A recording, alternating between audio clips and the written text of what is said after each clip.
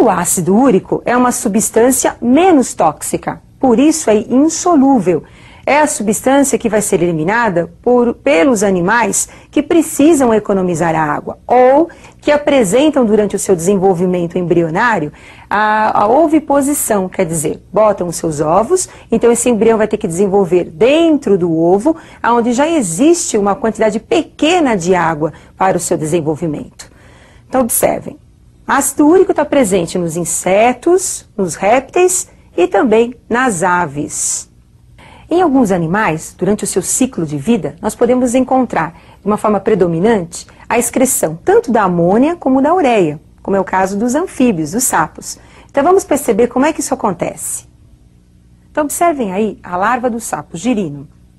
Então os girinos, eles apresentam o seu desenvolvimento na água, não precisam economizar a água. Então a excreção desse animal é a amônia.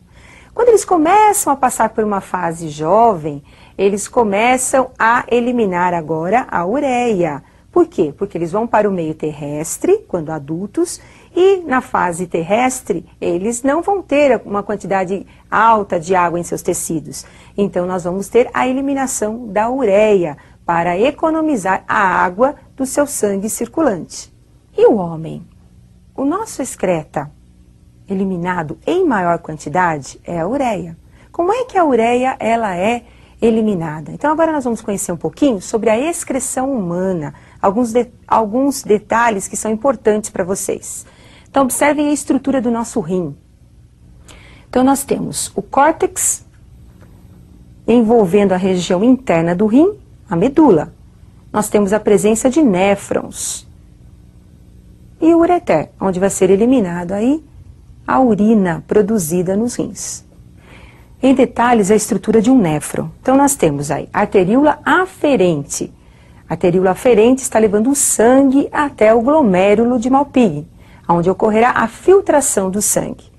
Grandes partículas não conseguem ser filtradas pelo glomérulo, então retornam à circulação sanguínea pela arteríola eferente, como por exemplo as hemácias. As substâncias que foram filtradas caem na cápsula e vão agora serem transportadas pelo túbulo contorcido proximal, pela alça de Henle, túbulo contorcido distal, formando a urina aí no tubo coletor, também chamado de ducto coletor. Percebam que ao longo desse túbulo contornado ou contorcido proximal, alça de Henle e túbulo contorcido distal, ocorre o processo de reabsorção da água e dos sais minerais. E o resíduo é que nós vamos encontrar no ducto coletor, que é a formação da urina. 99% das substâncias que são filtradas pelo glomérulo caem nos túbulos dos néfrons, serão reabsorvidas, formando então apenas 1% apenas da urina. Acontece que todo esse processo de filtração, processo também de reabsorção, ele segue um caminho. E esse caminho é controlado por quem? Pelos hormônios, como nós vamos ver daqui a pouquinho.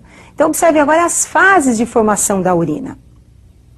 Na formação da urina nós temos o processo de filtração, não pode esquecer, que é o processo que ocorre no glomérulo. Processo de reabsorção da água, dos sais minerais, que são substâncias importantes, e o processo de secreção tubular, é o processo de formação da urina, onde nós vamos ter a secreção dos excretas que estavam em excesso e que vão ser eliminados. Muitos exames de doping são realizados pela urina, porque é lá que nós vamos encontrar excessos de drogas, de substâncias que vão ser eliminadas.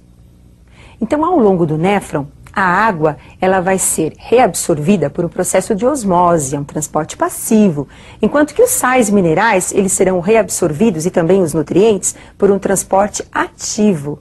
Agora, esse controle de reabsorção, que pode ser facultativo ou obrigatório, ele também vai ser controlado por um hormônio, que é o hormônio chamado de HAD ou ADH, que é o hormônio antidiurético. Observe então o esqueminha para vocês não esquecerem os detalhes sobre a ação desse hormônio. O hormônio antidiurético, o ADH, ele aumenta a reabsorção da água, porque a água ela pode ser reabsorvida de forma obrigatória para ajudar na formação do plasma sanguíneo, e o excesso da água vai ser eliminado para formar a urina. Porém, a reabsorção facultativa da água é devido ao hormônio antidiurético, ADH. O que esse hormônio faz? Ele aumenta a permeabilidade da membrana, aumentando a reabsorção da água, diminuindo o volume da urina. A excreção humana é importante, o controle hormonal é muito importante, você tem que se aprofundar e não esqueça do FNA, hormônio produzido pelos átrios cardíacos. E eu aguardo vocês para a nossa próxima aula de biologia. Até mais, pessoal!